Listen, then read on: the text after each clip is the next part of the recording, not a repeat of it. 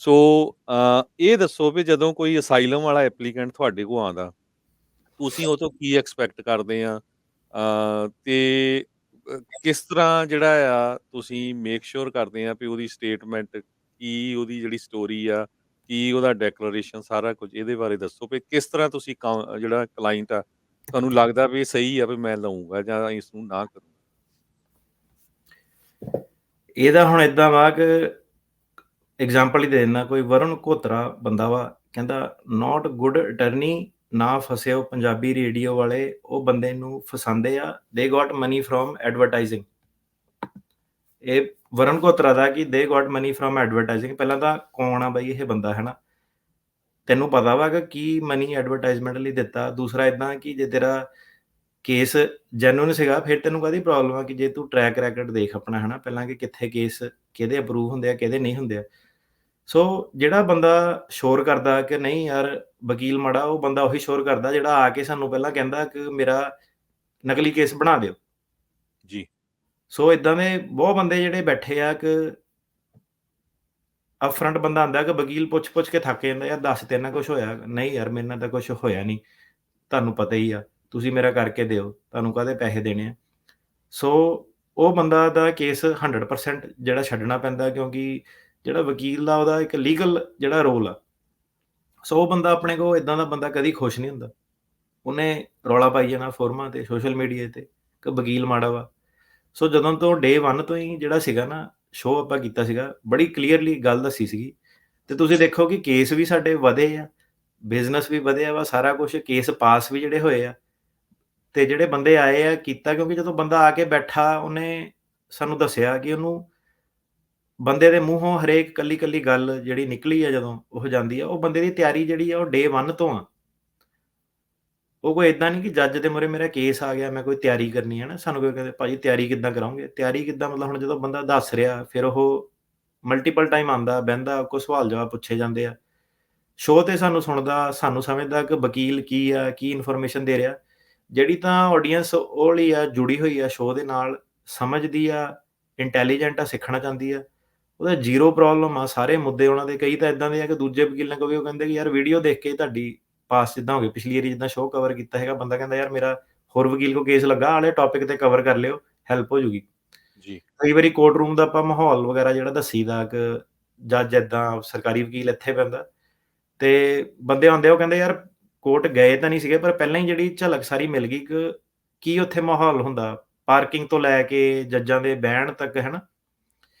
ਸੋ expectation ਜਿਹੜੀ ਕੀ ਆ ਸਾਡੇ ਆਫਿਸ ਦੀ, ਸੋ ਜਿਹੜੀ ਤੁਹਾਨੂੰ ਇਨਫੋਰਮੇਸ਼ਨ ਆ, ਉਹ ਜਿਹੜੇ ਆਉਂਦੇ ਆ ਨਾ ਉਹਨਾਂ ਨੂੰ ਵੀ ਮੈਂ ਇਹੀ ਕਹਿੰਦਾ, ਮੈਂ ਕਿਹਾ ਯਾਰ ਜੁੜੋ, ਫ੍ਰੀ ਇਨਫੋਰਮੇਸ਼ਨ ਆ ਪੰਜਾਬੀ ਰੇਡੀਓ ਦੇ ਉੱਤੇ, ਟਿਕਟੋਕ ਦੇ ਉੱਤੇ, ਉਹ ਤੋਂ ਬੈਨੀਫਿਟ ਲੈ ਸਕਦੇ ਹੋ, ਉਹ ਲਓ।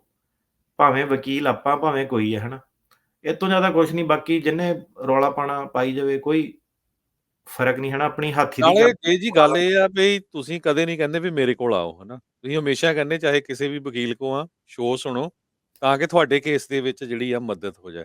ਮੈਨੂੰ ਹਾਂ, ਨਹੀਂ ਲੱਗਦਾ ਵੀ ਕਿਸੇ ਵੀ ਅਮਰੀਕਾ, ਕੈਨੇਡਾ ਦੇ ਚੈਨਲ ਦੇ ਉੱਤੇ ਕੋਈ ਇੱਦਾਂ ਅਟਾਰਨੀ ਆ ਕੇ ਇੰਨੀ ਜ਼ਿਆਦਾ ਜਿਹੜੀ ਆ ਉਹ ਐਜੂਕੇਸ਼ਨ ਦਿੰਦਾ ਹੋਵੇ ਤੇ ਓਪਨਲੀ ਕੁਐਸਚਨ ਲੈਂਦਾ ਹੋਵੇ। ਨਹੀਂ ਆ ਜਿੱਦਾਂ ਹੁਣ ਉਹ ਵਰੁਣ ਘੋਤੜਾ ਵਾ, ਜੋ ਵੀ ਇਹ ਕਹਿੰਦਾ ਇਹ ਕੋ ਨਾ ਫਸੋ। ਮੈਂ ਕਿਹਾ ਮੈਂ ਕਿਹੜਾ ਭਰਾਵਾ ਤੈਨੂੰ ਫਸਣ ਨੂੰ ਗਿਆ, ਤੂੰ ਹੋਰ ਕੋ ਜਾ ਕੇ ਫਸ ਜਾ ਕਿਸੇ ਕੋ। ਮੈਂ ਕਿਹੜਾ ਤੇਰੇ ਬੰਦੂਕ ਰੱਖਤੀ ਹੈ, ਹੈ ਨਾ। ਨਾਲੇ ਗੱਲ ਏਦਾਂ ਕਿ ਤੇਰੇ ਕਹਿਣ ਨਾਲ ਕਿਹੜਾ ਲੋਕਾਂ ਨੇ ਉਹ ਲੋਕਾਂ ਦਾ ਜਿਹਦਾ ਕੇਸ ਜਦੋਂ ਪਾਸ ਹੁੰਦੇ ਆ, ਫੇਰ ਅਗਲਾ ਦੂਜਾ ਵਾਲਾ ਕੇਸ ਆਪਣੇ ਕੋਲ ਆਉਂਦਾ, ਕਿ ਜੇ ਇੱਕ ਜਣੇ ਦਾ ਕੇਸ ਪਾਸ ਹੁੰਦਾ ਨਾਲ 2 ਲੈ ਕੇ ਆਉਂਦਾ ਵਾ, ਜੇ ਇੱਕ ਜਣੇ ਦਾ ਕੇਸ ਖਰਾਬ ਹੁੰਦਾ ਨਾਲ 2 ਲੈ ਕੇ ਵੀ ਜਾਂਦਾ। ਸੋ ਇਹ ਜਿਹੜਾ ਜਿਹੜਾ ਲੋਕਾਂ ਦੀ ਨਜ਼ਰ ਆ, ਲੋਕਾਂ ਨੂੰ ਵੀ ਪਤਾ ਕਿ ਕੌਣ ਕੀ ਆ, ਕਿਹੜਾ ਵਕੀਲ ਕਿੱਥੇ ਆ।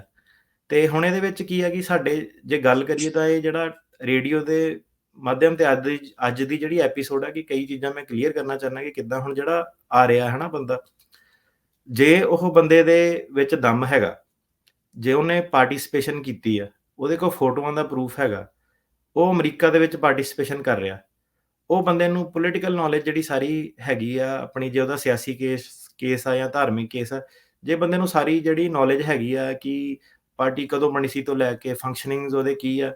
ਤੇ ਕਈ ਵਾਰੀ ਭਾਜੀ ਏਦਾਂ ਹੋ ਜਾਂਦਾ ਕੋਰਟ ਦੇ ਵਿੱਚ ਕਿ ਜੱਜ ਪੁੱਛਦੇ ਕਿ ਤੂੰ ਕੀ ਕੰਮ ਕਰਦਾ ਸੀ, ਬੰਦਾ ਕਹਿੰਦਾ ਯਾਰ ਮੈਂ ਲੋਕਾਂ ਦੀਆਂ ਵੋਟਾਂ ਪਵਾਈਆਂ ਨਾਲ, ਤੇ ਜੱਜ ਕਹਿੰਦਾ ਤੇਰੀ ਵੋਟ ਬਣੀ ਆ, ਤੇ ਬੰਦਾ ਸੋਚੀ ਪੈ ਜਾਂਦਾ ਕਿ ਯਾਰ ਹੁਣ ਮੈਂ ਕੀ ਜਵਾਬ ਦੇਵਾਂ ਕਿ ਮੇਰੀ ਵੋਟ ਬਣੀ ਆ ਕਿ ਨਹੀਂ ਬਣੀ ਆ।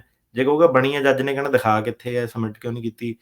ਤੇ ਕਈਆਂ ਦੀ ਬਣੀ ਵੀ ਹੁੰਦੀ ਹੈ, ਜੱਜ ਕਹਿੰਦਾ ਅੱਛਾ ਤੂੰ ਵੋਟ ਪਾਈ ਸੀਗੀ ਕਿ ਨਹੀਂ ਪਾਈ ਸੀ, ਫਿਰ ਬੰਦਾ ਕੋਰਟ ਰੂਮ ਬੈਠਾ ਸੋਚੀ ਪਿਆ ਕਿ ਯਾਰ ਮੈਂ ਵੋਟ ਪਾਈ ਸੀ, ਹੁਣ ਜੱਜ ਨੇ ਮੈਨੂੰ ਇਹ ਪੁੱਛਣਾ ਕਿ ਇਲੈਕਸ਼ਨ ਕਦੋਂ ਸੀਗੇ ਤੇ ਕਿਹਨੂੰ ਤੂੰ ਵੋਟ ਪਾਈ ਸੀਗੀ, ਤੇਰੇ ਵਿਰੋਧੀ ਪਾਰਟੀ ਖੜੀ ਕਿਹੜੀ ਸੀਗੀ, ਹਨਾ।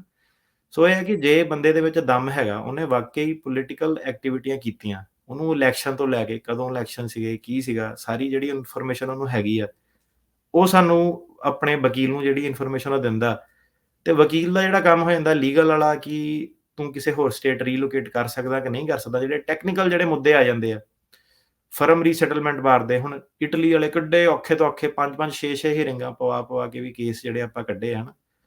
ਤੇ ਕੱਢੇ ਤਾਂ ਕਰਕੇ ਆ ਕਿ ਜਿਹੜਾ ਬੰਦਾ ਸੀਗਾ ਉਹਦੇ ਵਿੱਚ ਦਮ ਸੀਗਾ, 10% ਰੋਲ ਸਾਡਾ ਸੀਗਾ, 90% ਜਿਹੜਾ ਰੋਲ ਸੀਗਾ ਬੰਦੇ ਦਾ ਸੀਗਾ।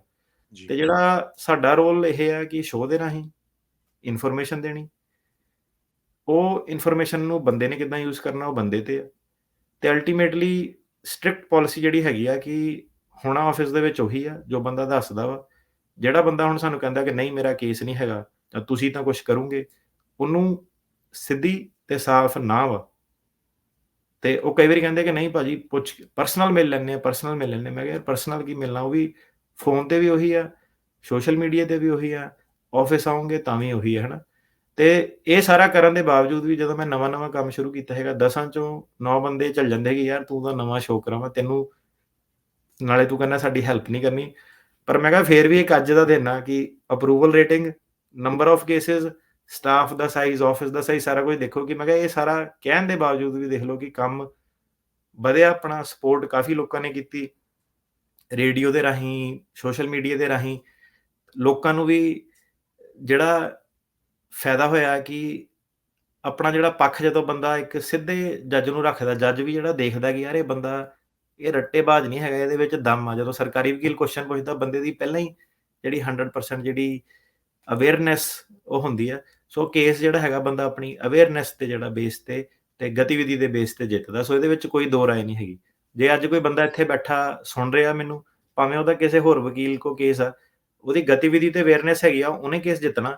ਭਾਵੇਂ ਤੁਹਾਡਾ ਕੇਸ ਜੇ ਮੇਰੇ ਕੋਲ ਆ, ਪਰ ਤੁਸੀਂ ਗਤੀਵਿਧੀ ਨਹੀਂ, ਐਫਰਟ ਨਹੀਂ ਤੁਸੀਂ ਕੋਈ ਕਰ ਰਹੇ, ਤਾਂ ਤੁਹਾਡਾ ਮੇਰੇ ਕੋਲ ਵੀ ਜਿਹੜਾ ਕੇਸ ਆ ਉਹ ਫੇਲ ਹੋਊਗਾ ਜੇ ਤੁਸੀਂ ਆਪਣੇ ਕੇਸ ਦੇ ਵਿੱਚ ਤੁਸੀਂ ਦਮ ਨਹੀਂ ਪਾ ਰਹੇ, ਹਨਾ। ਸੋ ਜੱਜ ਜਿਹੜਾ ਹੈਗਾ ਉਹਨੇ ਫੈਕਟਸ ਦੇ ਬੇਸ ਤੇ ਕਿੰਨਾ ਤੁਸੀਂ ਕੀਤਾ, ਉਹ ਚੀਜ਼ ਦੇ ਬੇਸ ਤੇ ਜਿਹੜਾ ਕੇਸ ਅੱਜ ਕੱਲ੍ਹ ਕੋਰਟ ਦੇ ਵਿੱਚ ਪਾਸ ਹੁੰਦਾ ਵਾ।